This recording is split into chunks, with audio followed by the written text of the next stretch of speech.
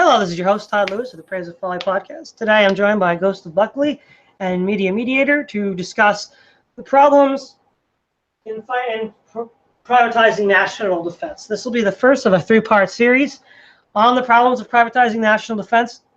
Tonight's episode is going to deal with the difficulties of financing the military-industrial complex necessary to maintain even a minimum deterrence level of national defense. So why don't you begin, Media Mediator, when talking about the difficulties that an insurance company has to handle? Right. So the series is kind of in response to your and Bob Murphy's debate on the topic. And one of the things you brought up in that is that insurance companies aren't very well equipped to pay out very large costs all at the same time. You know, if they're set up on a model where people want to, a whole bunch of people pay in, and some statistically small amount of those people are going to have problems. Those will be covered, and there's a giant safety net. Now, one of the reasons this is a necessary component of the model, as I looked into it, a couple of links, and it seems like the average profit margin of most not most, but some insurance companies can be as low as 2 to 3%, with other property insurance companies and whatnot getting maybe as high as 8%. But that's not a huge nest egg to account for if you're having to pay a whole bunch of upfront costs all at the same time that you're not expecting. Well, what happens if you do that? What happens if you do that is you end up having to go into debt because you can't meet your short run obligations, and so to keep your company afloat, you have to go into debt to finance your short run operation and meet your obligations. But what's an insurance company really? I mean, it's just logistics and money backing in case of emergencies. And so let's suppose your insurance company meeting its obligations has to go into debt. Well, now in order for it to stay afloat, it has to pay off those debts, and you're not going to charge your constituents a premium based on the interest you now have to pay to keep your debts afloat. But what that allows new people to do is start up new insurance firms to compete with you. And they don't have these necessarily existing debts. All they need is a new stock of investment capital and whatnot to financially back these emergencies. And ceteris paribus, you're having to back future emergencies plus your current debt load. They don't. They can charge lower rates. And therefore, meeting your obligations can serve as a penalty. Doing the right thing and meeting your obligations can now be a penalty relative to future competition. So that's the first big thing to note about the insurance companies and the difficulty with that. And so how that translates is if you're trying to use insurance companies to finance property damages in case of an invasion, or funding a defensive force to protect property or some other thing, if they have to all at once, form a bunch of capital and fight off this force, that's going to be huge. And so what are they going to do about the competition problem after the fact, and what kind of economic incentives is that going to bring up as far as their ability and capability to do it, not to mention things like the free rider problem. So I guess that's the first thing I would note. Yeah. The other thing, too, is when insurance companies make money during the normal market peacetime situation, most of their assets are not liquid. They're already invested somewhere else, turning a profit at interest. So it's not like these assets are easily auctionable off, so to speak, when they have to pay out during a wartime environment. And the other problem is, too, and this strategy will be criticized later on in the series, libertarians, beginning with Rothbard, seem to have this Che Guevara syndrome where they can just go all guerrilla warfare and save the day. When you're being occupied, nobody's paying insurance premiums. And furthermore, when you're being occupied and everybody asks you to pay out their security, you just bankrupted the insurance company. It really just kind of falls flat on its face at that point. So what do you think about that, Media Mediator? Yeah, I mean, sounds about like just discussed. Now, didn't you also have some stuff to say about economies of scale and the probability of them existing in the sufficient degree in a private economy? Oh yeah, I didn't know if you want to make that into a separate bullet point or topic, or just talk about general insurance funding. But we can move into that if you like. The other thing I noticed in yours and Bob Murphy's debate was you were talking about the necessary need for economies of scale for financing a military and meeting the need for a war should it arise. And Bob Murphy gave the counterexample of, yeah, but what about car manufacturers? And this is, I think, a key detail which should be fleshed out in the debate. We shouldn't confuse, say, short run versus long-run economies of scale. Short-run economies of scale might be something like how many employees you need to efficiently run a factory. Long-run economies of scale would be something like how many factories should you produce in order to best meet the need of the market. Well, factories take a while to build. So what do we mean by most efficient? Most efficient relative to what? The usual assumption here is there's some stable market equilibrium that'll build around demand for a certain good or service.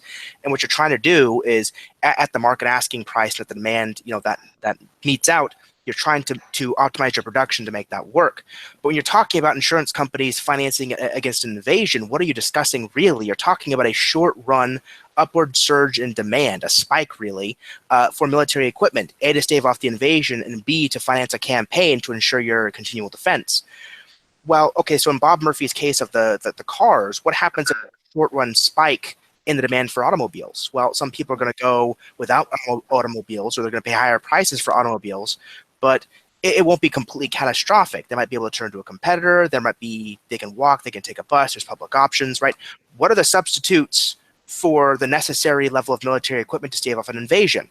None. So what does it mean to say X people are going to go without military equipment when you need to stave off an invading force? That's not just, the market has a short for a while and it works itself out in the long run. That's in the short run, you're going to get conquered. That's a huge problem.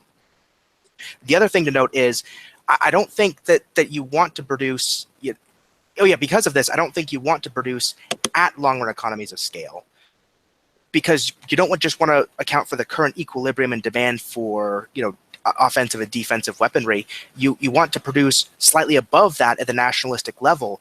That way, if there is a surge or a spike in demand because you're invaded or something happens, you can absorb the shock relatively seamlessly and move to scaling up your production and dealing with the invading force with minimal loss of property casualties and strategic advantage. If the enemy sets up too many footholds and logistic supply lines to your territory, you're probably kind of screwed. But you're more of a historian than I am about the military, stuff. So I'll let you cover that in the future. So there's two ways to kind of meet the expectations in a spike of demand and productions. You can either A, run at efficient levels, long-run efficient levels, and just have your factory continuously produce stuff just at the most efficient price levels, and then you can just bank on using that stuff maybe at some later date. The problem with that, metaphorically examined by, say, something like the Solow growth model, is once you have all this capital, defense capital, these assets out, they have to be maintained. You can't just produce them, let them sit out and say, yeah, we'll use them when we get around to it, They could rust, they can be damaged, they have to be upkept, you have to use security to protect them from being stolen. And so you have to hire all these other institutions in order to make sure they're still working when you need them to be working, and that can be quite inefficient and expensive and set up a whole new market unto itself. Sorry. No, go ahead. Okay, I was going to say the other option is, rather than, being in efficient production and just continuously churning out stuff, what you do is you just have more infrastructure. You have slightly above your efficient long-run returns to scale as far as factory production infrastructure.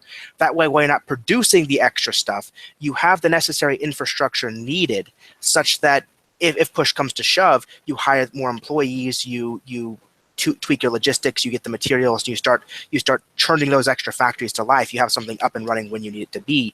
I think that's the less bad option, but it's still a level of market efficiency that a competitive market, I don't think it's going to be able to shoulder that, because any firm that has these extra factories open is going to have to charge its constituents more, ceteris paribus, than a firm that does not. And most people, when they look into this stuff, don't really look into all the ins and outs, who owns what property, what are you really paying for the cost. A lot of people just look at the cost and say, I'll pay the cheaper one. So that's a lot of problems. So basically what you're saying is that'll lead to an underproduction of security assets. The other problem is, too, the solutions you provided, if you're going to be overproducing what the market wants and then have these material lying around being maintained, you're going to ultimately be running at a loss. Exactly. And in the long term, corporations. Hey, hey guys, I'm sorry, I have to go.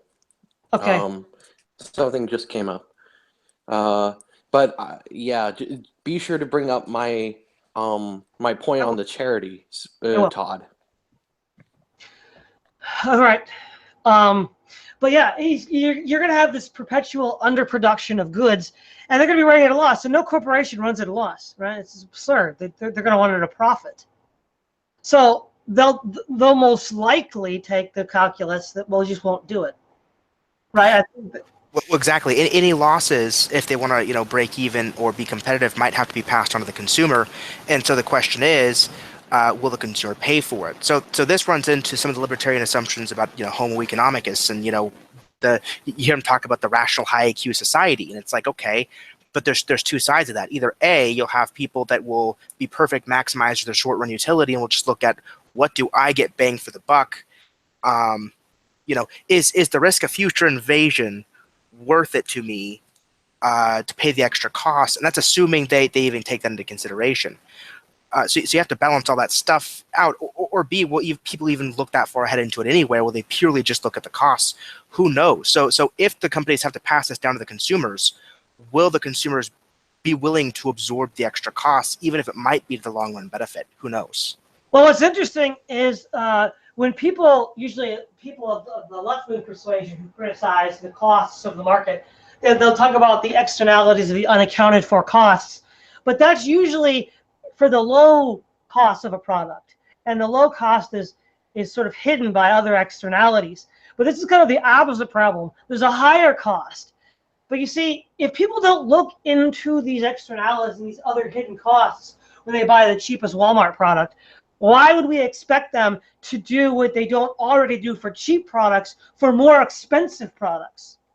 Exactly. It's not even in the rational self-interest to do so. And also, one of the things that you pointed out, and it helped me out a lot in the debate, was you pointed out that the counter punch article about 9/11. So maybe you want to get into that a little bit, the problem with the payouts.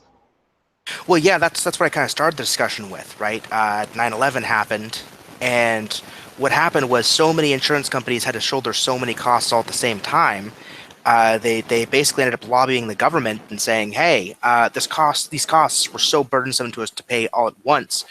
We're going to need your help. We need basically subsidies or some kind of lobby to ensure that we're only paying up to a certain amount of costs up front for, say, terrorist attacks or things like that in the future, because it's just too burdensome for us to do it and remain competitive."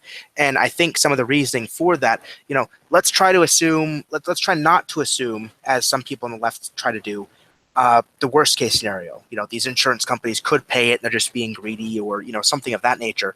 Let's instead assume that these people are acting in good faith, and the reason they're having trouble paying these things up front is because of, say, the debt problem relative to their profits and things like that. And how easy it might be to set up a competing insurance company to compete with them, just get enough, financial capital. I don't know if the economic incentives are there to pay for it, all up front. And the 9/11 article, which I think you even brought up in the debate with Bob Murphy, is a good example. The other good example of that you used was the discussion about, the fleets of fire trucks and what'd you say, the planes? Hurricane seeding, yeah. Hurricane seeding and things like that. Yeah, things like that. It's expensive to try to do that stuff all up front at once, because either your short run costs can manage it or they can't. And if they can't, you're doing with debt, and you have to pay that debt back plus interest which now has to be passed on to the consumer. So companies without this interest can charge cheaper rates than companies that do. It's kind of related to the student loan problem. That's another discussion. Well, we're back to the same problem of glutting your factories. You're going to have people that are going to run insurance companies that don't have all this overhead costs and charge much lower premiums. And again, given the rational self-interest of the consumer, they're not likely going to say, well, it's twice the premium rates, but I'm getting actual protection. They don't even care why their Walmart's cheap. So I don't know why they look at something more expensive. And this, of course, leads to an underproduction, which, of course, is the classic free rider problem, because it's rationally in the self-interest of the consumer to not do this. Because if they don't do it by themselves, well, then the economy doesn't get hurt. But if everybody has that idea, boom, there's no money going in. But also a slight variation on that is it's in the rational, as libertarians tell us with Homo economists, it's in our rational self-interest to buy the product more cheaply. And while insurance, by its very nature, is not proactive, but after the fact, they're going to be more likely to buy a cheaper after the fact insurance company, which would, again, be difficult for the more expensive premiums to compete with, leading to an underproduction of those goods. You brought up that you just can't build these factories that are above the economy of scale overnight. They have to essentially be maintained even during peacetime, doing make work, as it were.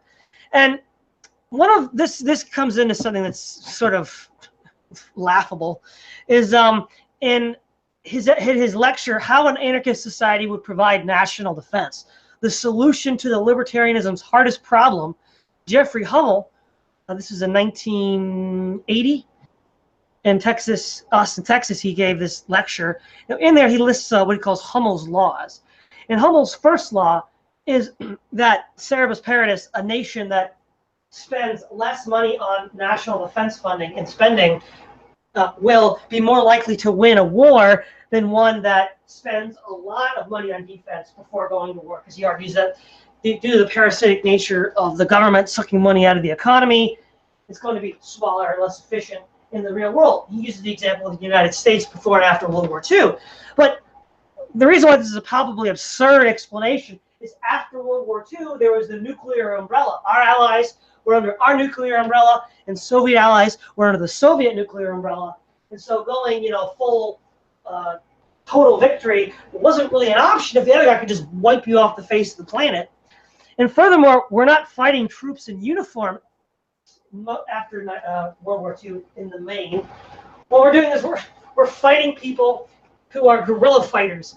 In fact, in The American Way of War, Weagley, the author of the book, points out that after World War II, America had difficulty because we were fighting people that didn't have advanced industry. In Vietnam, what do we bomb? We don't bomb roads or factories. There aren't any. The factories are in Russia and China, and we can't bomb those because that would lead to World War III. So there's a whole different dynamic involved here that was not involved in World War II. I mean, that would be like saying, yeah, great, Britain builds its factories in the middle of the Blitz, rather than having them already in place. Or the Russians build their factories during Operation Barbarossa, not already having them in place. I mean, this is laughable. Does anybody think that Holland or Belgium were more likely to win a contest with Germany because they were underprepared in their military spending? Yeah, I think. Well, two things. One thing I wanted to touch on quickly was the previous topic to this one about rational self-interest. I want to be careful when we talk about people's rational self-interest to do X, because it could be very well that it's in their long-term best interest, say, to pay extra to prepare for these long-run possible conflicts and whatnot. But it might be the case that people have a hard time thinking ahead in a long-term capacity, and so what I might say instead is they're more easily able to maximize their short-term interests rather than the long-term ones, because there are a lot of information problems associated with it. So, how does the average person calculate the probability we're going to go to war in the next 5 years? They don't know the diplomats. They don't know who's mad at us. They don't know who's fighting over what resources. People can have maximal information over the spheres that they reside in, basically. But when you get to the international level, it takes specialized institutions and people and stuff to figure out what the comings and goings on are, about these things, to figure out if alliances are brewing and diplomatic struggles are happening and, the things that could, make war happen. The average person doesn't have it. And so one thing I think that might be an interesting way to frame the libertarian versus statist discussion is the idea of a role of an institution looking out for long-term interest of a people while they focus on maximizing their short-term interests. And that's where something like the state might be able to come in. So I just want to touch on that quickly to maybe clarify that detail. About this topic, I think a way to clarify this, you said his name was Hummel? Is that true? Yeah, Hummel, Jeffrey Hummel. Okay, yeah, Hummel's law about, the freer economy, less parasitic stuff. I think that goes into what we're talking about with, diseconomies of scale and being prepared for a military conflict. I think what Hummel means to say in his law, I think the most charitable way to read his law is, if a nation is not attacked preemptively at the start of a war, then ceteris paribus, it will probably be able to rally more efficiently its economic resources to ramp up into a war, within a short period of time. I'd also add the addendum that it should have some centralized leadership to as you talked about with Bob Murphy in the debate, there's ammo shortages and things that happen if people aren't moving the same direction.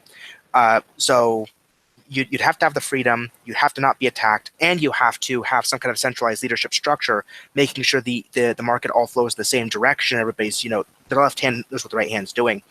The U.S., I think, had all those things in World War I and II. Aside from Pearl Harbor, I don't think we were really directly attacked in either of those conflicts, which made it very, very easy for us to ramp up slightly before the war. Also, you're the historian, so correct me if I'm wrong, but did we spend a good several years before the war slowly ramping up our weapons factories anyway, because we were selling arms to one side or the other, before the course of the war started? Yes, in both wars, yes. Well, there we go. So, I mean, it's not as if even in that situation we were attacked and we had to instantly, spring our stuff to war. We slowly ramped it up over time because it was good for business, and we were able to kind of transition into it in the long run. So even that example isn't long run, meaning within a decade or so to slowly ramp up for the war effort, not like long run as in generation. So I think that even has to be brought into its proper context for analyzing that claim. I think that claim needs to be made much more narrowly than as you presented it, but I haven't read the work, so I'd have to know more about it. Well, how about this? How about we have Todd's law? 2 massive oceans and a puny Mexico on your southern border lead to a more forgiving start to any war if you're behind. Seems reasonable to me. So that's just on the face of it, just prima facie ridiculous. But it's funny, you brought up a good point about the long-term and short-term rational interest. But you see, libertarians admit openly that people have a hard time looking into rational long-term interest. Hans Hoppe, with his idea of time preference, argues that most people don't have a long-term time preference. In fact, he got in trouble with the ACLU about 10, 15 years ago because he claimed that homosexuals had a short time preference and didn't plan very far into the future. But the point is, he's admitting, and I think that's most libertarians follow in Hoppe's with his conclusions, that people don't have long-term. So they would already agree before the debate that people have poor long-term rational self-interest machines working in their brain. So if that's the case, it makes it doubly damning for these people to make long-term rational self-interest choices, to have factories overproduce just for the sake of being above the production level they need for a war, or for allowing these insurance companies to have these large standing armies that will raise their premium rates. It's just not good either way around. Absolutely, right. Now, another thing to do with funding is, not as, this is not their best argument, it's probably maybe their second commonly most used, is charities. And they'll say, we can mobilize all this funding with charities. Well, that's not going to work. Say this is from the National Philanthropic Trust. Americans, as of 2015, gave $390 billion in charity for all kinds of charity. Okay. Now, if you look at the rough figure of military budget spending, the United States spends, $600 billion. China, next up, is $200 billion. And this is of 2016 from the SIPRI fact sheet. So that would cover almost double China's, but slightly over half of America's military spending. Now, the other problem, too, is for waging a long war, okay, again, they want to wage a guerrilla war, so we're talking 10 to 15 years, like in Iraq and Afghanistan. Well, frankly, Afghanistan's been at war for about 40 years. But the war on terror, according to the Congressional Research Service, December 8th, 2014, up to that point, the war had been going on for 13 years, and that includes the war in Iraq, the war in Afghanistan, and the other related expenditures. Cost the United States government $1.6 trillion. Okay, so for 13 years of war, these are relatively small wars. We're not fighting nations that are even remotely comparable to us in strength. We're not fighting like China or North Korea or some Western European country, but some, Afghanistan, a failed state, and Iraq, a tin pot dictatorship. So $1.6 trillion for the 13 years up to that point. It's probably only gotten higher, probably over $2 billion by now. The average U.S. budget is $600 billion, and the total amount of charitable spending in the United States in 2015 was $390 billion. Now let's just do the math here. That's for all charitable spending. Now, they're going to argue, okay, there's no taxes, so people are going to be able to give more. Yes, but in Kapistan, we're told that nobody has any positive obligations to anybody else. So why would you even give charity? The whole point of charity is you have the feeling you're your brother's keeper. But if I'm not my brother's keeper, why would I give to charity? Now, that notwithstanding, let's assume that we solve the per capita American charitable giving level, and we get rid of taxation so we can have more of it. And let's cut the U.S. budget in half because, you know, Kapistan isn't going to be going around invading people, so they tell us, but defending itself. Now, it's going to need a navy for trade. It's going to need an army for self-defense and an air force. Now, Switzerland has a per capita spending on per individual spending on national defense is something like, I think, $300 per head. Now, they don't have a navy and don't really need one, and they don't really have much of an air force either. So the United States, if say Kapistan takes place in the USA, we would probably need to double that to about 600 because we're going to have to provide for the Air Force and the Navy to protect this country. No matter how you do the math, you're going to have a national budget, even in peacetime, let alone waging a protracted war of national resistance, that's just not able for charities to meet. Because first of all, they have to give all that money just to national defense, not to other charities. And then second of all, in Kapistan, where you don't have any positive obligations to anybody else. In fact, libertarians argue that the charity is dysgenic. I mean, Walter Block, in Defending the Indefensible, claims that charity is evil. Ayn Rand claims that charity is evil. So why would there even be charitable giving in the first place in Kapistan? It's kind of weird. Like they say there'd be charity, but then they say charity's evil. And even Rothbard said it's evil. He only said it's charitable when the corporations give you a job. And that's not charity at all, because of course they're paying you to do work for them. So the other thing is, as well, libertarians argue that you have positive incentives in charity to terminate the problem. So when they criticize government welfare and the poor, they say the perverse incentive of welfare is to keep people poor and to actually have more people get on the welfare. Whereas charity, the incentives are different. They want you to stop being poor. And you can get a lot of money really quickly to solve that problem. And then when the problem goes away, the money goes away. So it's good for rapid response, and it's good to cause problems to go away. Now, see, national defense is never going to go away. So first of all, the very incentive structure of charity is across purposes of the provision of national defense. Because you want national defense to stay around, whereas charity wants the thing you're paying for to go away. Second of all, national defense is not the kind of thing that can be lent to rapid development at the snap of a finger when you need it. So we have this massive problem with charity. Now, the other thing is, if you look at the charity market in the United States, charities are largely small firms. They're usually small firms that they get money. I think the largest charity in America gets something like $3 billion in donations. Maybe $4 billion. That'll be the largest charity. So you're going to be way below economies of scale with charities. So you're going to have below economies of scale. The incentive structure is to terminate the thing you're paying for rather than to keep it in place. And then thirdly, the ethics of Kapistan are going to be don't give charity at all. So it really just seems to be a non-solution to the problem. What are your thoughts on that, Logos? I mean, in terms of the raw cost differential, I mean, a huge chunk of the discussions comparing, say, the U.S. expenditures to everything else, especially using the war on terror as an example.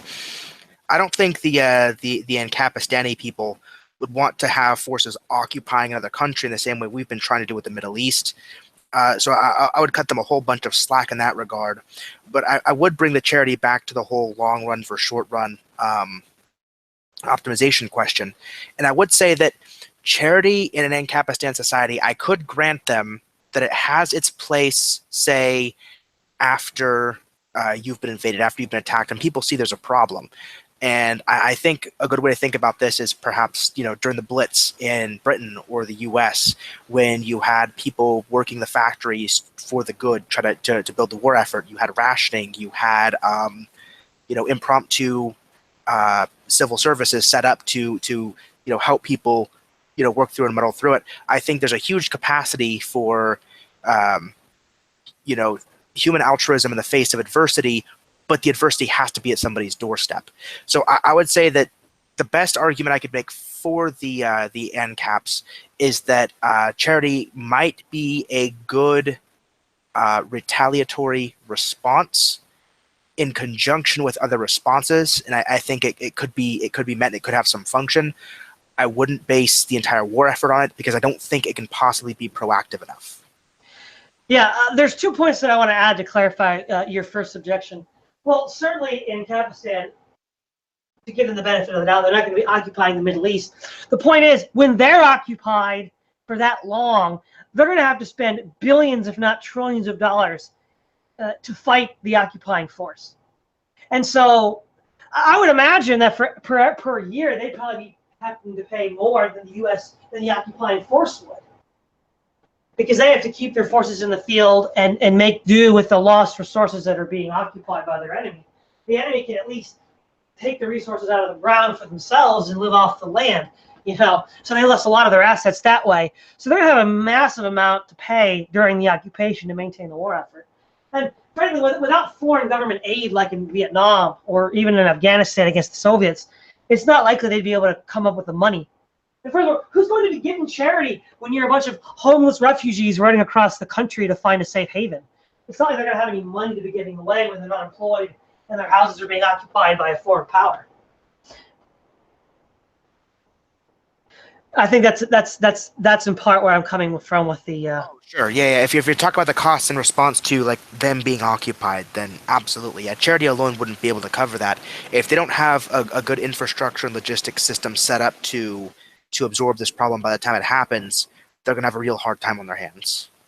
Well, and again, the problem here is, right, Logos, is it would violate the NAP to launch a preemptive strike. So any war is going to be on their soil by default, which means you can't ignore this part of the calculation. I don't know if Bob Murphy would agree to that. I remember reading in one of his papers that he said that it could be warranted, say, to take out some critical pieces of an attacking army's infrastructure and simply pay the people later. If you have reason to be attacked, you just pay them for their losses later and say, hey, we had reason to attack you, but we don't want to aggress upon you unopposed, but we felt it was in our safety and best interest to do so. Here's some reimbursement for the damages. Now let's kind of drop this thing. So I think that in some instances, the NCAPs might be okay with certain targeted preemptive strikes as long as some reciprocations given to the other army, especially in the instance of a misunderstanding. But yeah, I would say a good chunk of the time they would probably err on the side of caution and short-term self-interest. So I'd say you're right the majority of the time. And that's going to lead to costs that money can't even account for. The loss of life, the loss of property, the loss of lost production that could have been. Those are losses you can't calculate in purely monetary terms. The other thing is that the budget is going to have to be large, because if they want to trade internationally, they're going to need a big navy to do so. That's what Alfred Thayer Mahan pointed out in his book, The Influence of Sea Power on History. Now, if Kazakhstan is going to be a pariah in the world economy, so their ships are going to be like persona non grata for international shipping. So the only way they can protect it is with their own fleet. So a fleet comparable to the U.S. So that's going to be a huge amount of money they're going to have to be paying for just to trade. And that's another big money sink beyond just the occupation costs. So I think they would have a very high budget, even in stuff. So I'm kind of new to the ANCAP discussion in this regard. Where does the assumption that they're going to be a pariah in the economy come from? Is that something that they assume because everybody's going globalist and protectionist and they'll refuse, or what's the historical perspective on that assumption? Oh, sure. Well, it's not what they make; it's what I make. Because whenever you have a new radical ideology, it's always a pariah. The Soviet Union was a pariah for like 20 years. North Korea is still a pariah. The anarchist communes in Spain were viewed as a pariah internationally. Well, what would happen is the international, or look like South Africa because of apartheid, or Rhodesia due to the white minority rule. They were seen as pariah regimes or international embargoes. They did whatever they could to make life miserable for them. Well, Ancapistan would be the worst, it would conjure up the images of the worst nightmares of the left and the globalism, unregulated wildcat capitalism. And so those nations that were not ANCAP would immediately start throwing up, apartheid level embargoes against them. And if they had international trade, they wouldn't be protected. Hostile navies would say, you're not trading here. You got to go away. Because right now, international trade happens because the U.S. Navy keeps everybody playing nice. Exactly. That's why I was asking about the assumption is that, the international waters and people tend to work together to facilitate trade. And so I was just wondering where the pariah thing came from. I'm not well read on the history, so I'll take your word for that. It seems pretty reasonable. The only thing I might say is a lot of these societies like apartheid and things like that are associated with violent civil war and things like that. I think the ANCAPs might object by saying that they see this transition happening completely voluntarily, and so they can't see why the world would treat them as a pariah in the same way they do with these other violent states. But I'll let you guys, debate the historicity of that and, where the facts lie there. Oh yeah, the history will be in a later episode, but the evidence that I think is very clear is that without a security commons, there's no trade. In the 7 seas, you need a navy to do it. So unless the reigning naval superpower is okay with you trading, you won't be able to trade. Right. And so that's why you'll need your own navy. Now, I think lastly, what we can hit on lastly when it comes to the insurance companies is their incentives to flip sides when they get invaded. So let's say we have PDAs that have covered all of these problems and dealt with them hypothetically somehow. And then they get invaded. These are like Fortune 500 company CEOs, and they're going to be like, totally loaded, totally invested. Now, when somebody invades, like the UN or the US or Russia or whatever, and they run the risk of paying out all these damages and losing all their assets in an invasion. And prior to the invasion, individual firms are confronted by the invading force and say, look, be reasonable here. You just let us occupy your assets and don't put up a fuss. We'll put you in a cushy job in the occupation government. And you might lose a few freedoms, but it's okay. We'll take care of you. But if you resist, we will bomb you back to the Stone Age. Now, I don't know about you, but most people that get to the top and have that much money to lose don't want to lose that money. And it's in their rational short and long-term self-interest to take the deal. Right. There's certainly, I think, some historical precedent for that. I remember watching a documentary that there were Ford factories in Germany, and there was explicit orders given, to say not to bomb those factories. So this idea that invading or occupying armies would make deals with some of the corporations that own assets in that territory does make sense. It also makes economic sense. So yeah. So the economic incentive for that individual would be to do that. Another economic problem that arises is if we look at the private production of small arms, forgetting about tanks and aircraft, let's look at small arms in the United States, which is probably one of the most happy countries in history. We see dozens and dozens of different kinds of ammunition and dozens of different kinds of small arms. Now, can you imagine fighting a war with 3 dozen types of ammunition for 3 dozen types of small arms? Can you imagine what a logistical nightmare that'd be? Right, exactly. This is one of the things you brought up with your debate about Bob Murphy, about the munition shortages and things like that. Well, maybe not exactly, but it's the same principle, really. If you can't coordinate resources in the event of an invasion or some attack, you don't really have a lot of time to come together and prepare for it, then yeah, I mean, things like this are going to happen. It's going to be a big problem. This is why the military brings up the word standard issue so much. You have standard issue guns, standard issue ammunition, standard issue, whatever. That way, if you get a supply crate in the battlefield, you'll have a pretty good idea that you can use a darn thing. Well, exactly, because what's the incentive for a peacetime market? Well, it wants to maximize customer satisfaction, and part of that is giving the customer a lot of choices. And which is why the U.S. gun market is so diverse. People love to buy guns. They want to have cool guns. And that leads to a lot of diversities, different working parts, different ammunition types. Now, in a war, you want one kind of ammunition and one kind of working parts for your class of weapons. I mean, even in NATO, when NATO was created and we got the 762-51 standard, and I think it was 556-45 standard, that was very hard to get some dozen odd NATO powers to agree to that. Can you imagine having multiple competing private security forces agreeing? It's hard enough when the United States, the main backer of NATO, forces it on everybody because we have an obvious power differential advantage in Europe. But with these competing insurance companies where there's no obvious power differential, how are you going to streamline standard issue? Well, right. A bigger problem, too, is there will be a profit motive in these companies, whereas there's not in the other countries. I mean, a country's military, the country's military apparatus isn't a for-profit corporation. Now, it can be backed by for-profit corporations like Halliburton or, and so on, but like the institution of the military itself in a country isn't a for-profit company.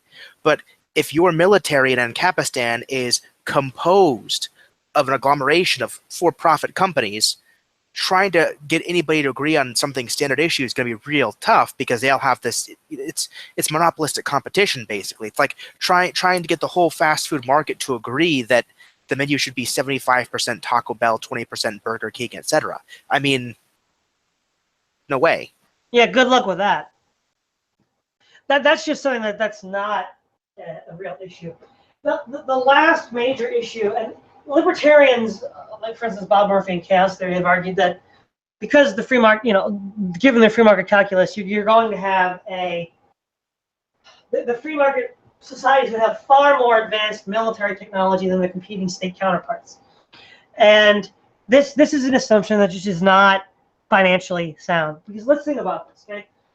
To develop new military technology, and then also, which includes not only weapon systems, but modes of transportation and communications, especially when you get to the more higher-end military technology, the costs are massive. Okay, for instance, this is a 1940s dollar, so it's probably trillions now, but the entire Manhattan Project cost $2 billion. This is the 1930s, 40s rather. Can you imagine any corporation or any conglomeration of U.S. corporations that could, for 3 or 4 years, just blow $2 billion out making a profit? Well, in today's dollars, $2 billion is probably not that big of a deal, but 1940s dollars, that would be just immense. And that's actually a really good point you brought up, Manhattan, because this brings up the entire idea of the universities as fund sinks for new research and development, right? Universities aren't necessarily for-profit institutions, and the government has kind of used them as the research and development arm. So I believe, correct me if I'm wrong on this, it's been a while since I took my history of modern science classes, but I believe it was Berkeley and MIT after the Manhattan Project that kind of took the bulk of the research after the fact, and that's one of the reasons that, gave them Ivy League status, is because they got all these government contracts to this kind of research. It's hard to trust a company with it though, because companies have to make a profit, and for the first decade, I mean, how long do they have to research the bomb and the Manhattan Project? It took them, I'd say, over 5 years at tons of loss.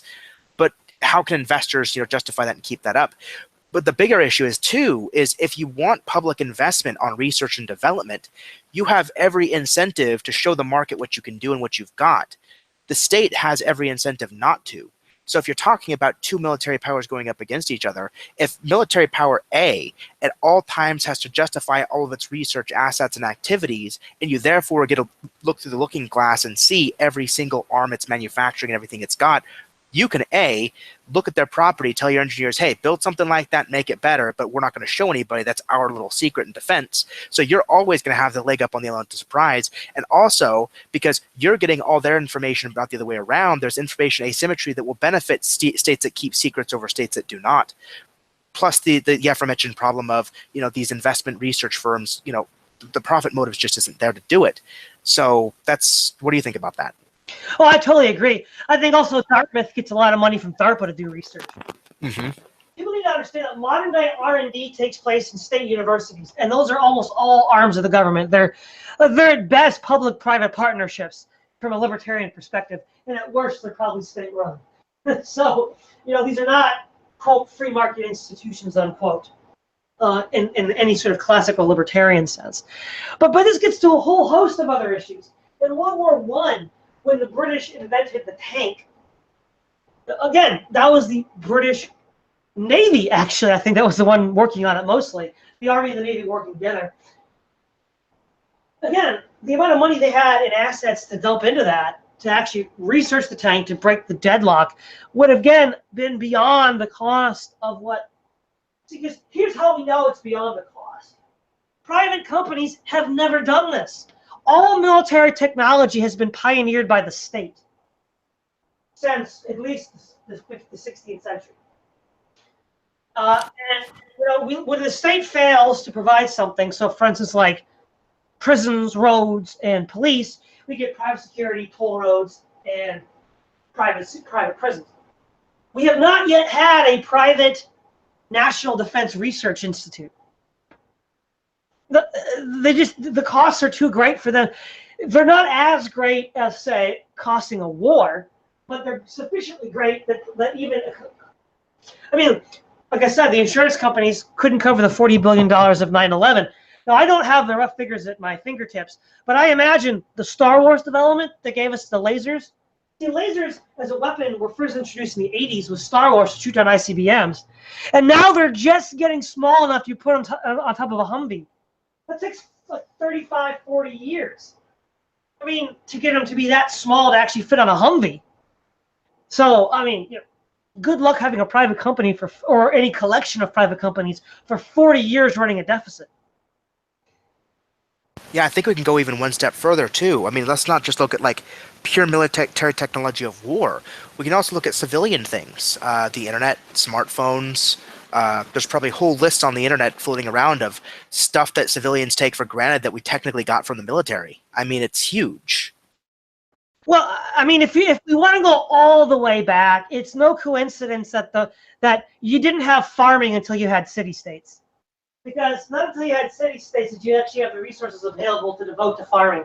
That's kind of crazy when you think about it. But Right. large-scale farming didn't really develop until Egypt and Babylon and China and India began to coalesce around city-states. So there does seem to be this cost hurdle that only the collective pooling of resources via the state. See, there's an actual need, an actual demand that the state is meeting. And so I think if once we look at the incentives of insurance companies, the incentives of charities, the incentives of rational actors and investors, the cost of war, the cost of research for war is such that we have a classic case of a market failure where the incentives just aren't there to provide those services. Exactly. And to stress again, even if the market could provide them, again, investors are incentivized to demonstrate what they're working on and proof of concept. And if you're talking about stuff like that with military secrets, right? If you're running on private firms that have to demonstrate to the market, especially if Bob Murphy's talking about international PDAs, for crying out loud, with international investment, you're demonstrating to everybody exactly what your military can do. So they know what you got, you don't know what they got. So if there's ever a beef, one party's got information, it ain't you. Well, yeah, I mean, if one PDA keeps it secret and the other one doesn't to sell it, well, then who's got the advantage? I mean, let me give you an example. The Soviet Union never sold its top-of-the-line models to third-world countries. They sold a lot of products to, like, Iraq and Egypt and China, but never their top-of-the-line models. That was kept. Right. And the same for the United States. I mean, we would sell lots of our allies too, but we wouldn't sell them the best stuff. Only after it become obsolete would what would have been the best stuff 10 years ago be on the market. I mean, like, when the T-72 came out in the late, I think it was late 70s, early 80s, nobody was being sold that. By the time Saddam gets it in, like, the first Gulf War, it's already long obsolete by the T-80. So it's like, and these are even earlier models of the T-72 that are long since obsolete. So the Soviets don't care. So yeah, there's a lot of financial incentive issues, and yet you're right, because even if the market has the raw potential to produce that kind of material, the long-term interests of the consumer and the investor are not to pay for it. So it's not necessarily saying, like you pointed out earlier, that they couldn't actually do it, though that in itself is disputable. But even if for the sake of argument we say they could theoretically do it, through the mechanically do it, the investors and the consumers have their own rational, long-term, and even short-term self-interests would lead them to not pay for it in an open market, which again would lead you under production of security. So before we wrap this up, is there anything you want to end with, Logos?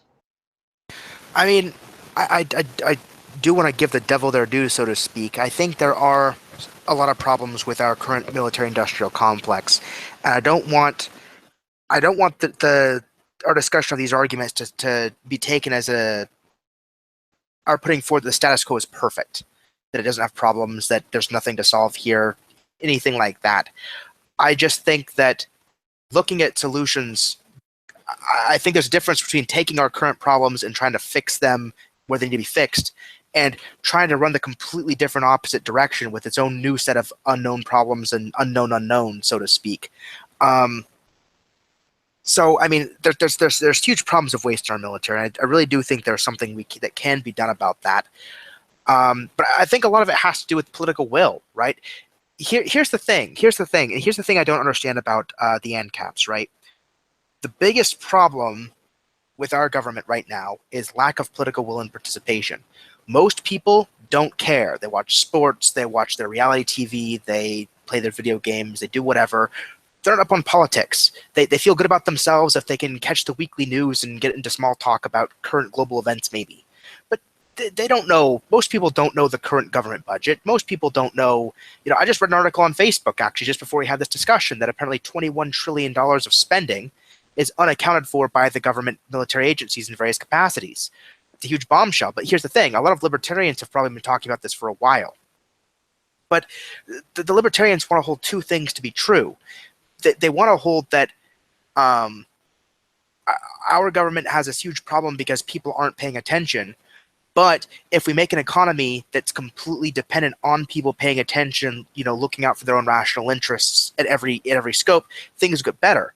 But there's no reason to believe that people paying attention now not paying attention now will change just because the economy changes. But if you make the economy based even more around their need to pay attention, especially for the long-term interests and things like that, whether they'll fund them or not, that's a bigger problem.